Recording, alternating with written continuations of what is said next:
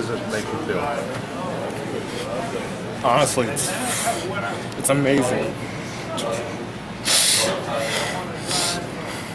The amount of respect these people have.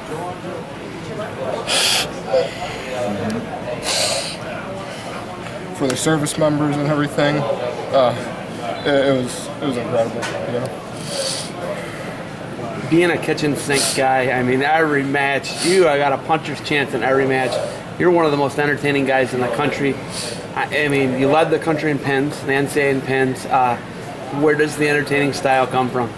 It's actually pretty funny. I tell my coaches all the time, I'm not a wrestler, I'm an entertainer.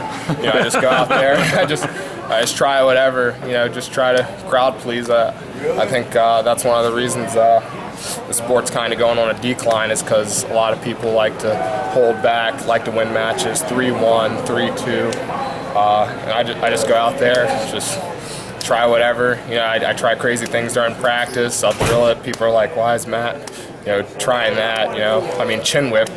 I did that in high school just because, and all my coaches always said, "Oh, that'll never work on a higher level," and you know, there it is, just working. So you're not the typical service academy guy. Like, they don't get quote unquote blue chippers all the time, right? They get the best and the brightest. And if the guy can wrestle, good, right? It's very secondary, the sport is. Well, I wasn't a blue chip recruit. Coming out of high school, I wasn't ranked in top. I went 0-2 at Fargo. Honestly, a lot of it had to do with development. When I went to Naps, Michael Grimes, one of the coach there, he really helped me. He got me to believe in myself.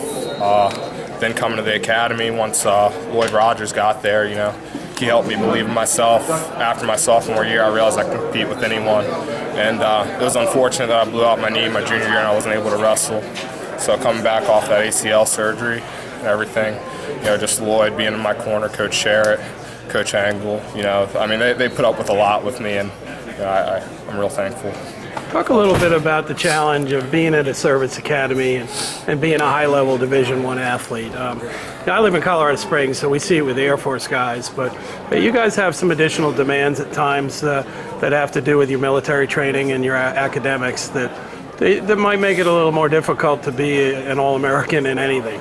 Yeah, it's rough. I gotta go back to school Monday and plead with a couple of my teachers, plead my case. I kind of put a couple of classes to the wayside for this, so hopefully I can go in there, you know, do a lot of extra instruction. I mean, the teachers are real helpful there. You know, they want everyone to succeed. It's hard because you have all the military obligations that you have to do, along with, you know, classes. They make you take 18 credits. It's a lot of work, but you know, it's worth it in the end. You know, you get a top grade education. You know, I have that waiting for me. I mean, wrestling's awesome, but you know, the things that I'm going to do after this is. Have you decided what that military career might look like? I mean, obviously, it's not always determined until you get into it. But I'm going to be a surface warfare officer in Norfolk, which is excellent because it's right next to ODU. So I got the coach's card to just see if I can come in and roll around with their guys every now and then. But 2 years in Norfolk, and then I don't know what happens after that. So you're staying Navy because you got options. You can go Marines. I actually fractured my back my sophomore year, and that was rough. I wasn't able to move for. That was actually real rough going to the academy because I wasn't really social, very too social my freshman, sophomore year.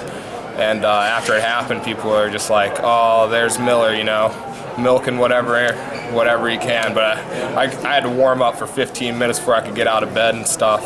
And so that disqualified me from pretty much every service selection other than SWO. So, you know, I'm just looking forward to make the best of every situation. So. They let you stay at Navy when something like that happens to you? They don't kick you out of the academy? Because you can be...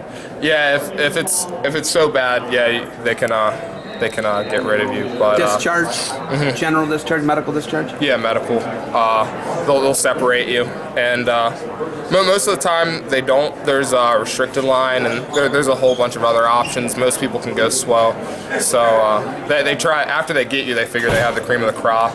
They try to retain you as much as possible. Like they'll throw as much help your way as they can. So they don't want to lose best and the brightest that they've got. So.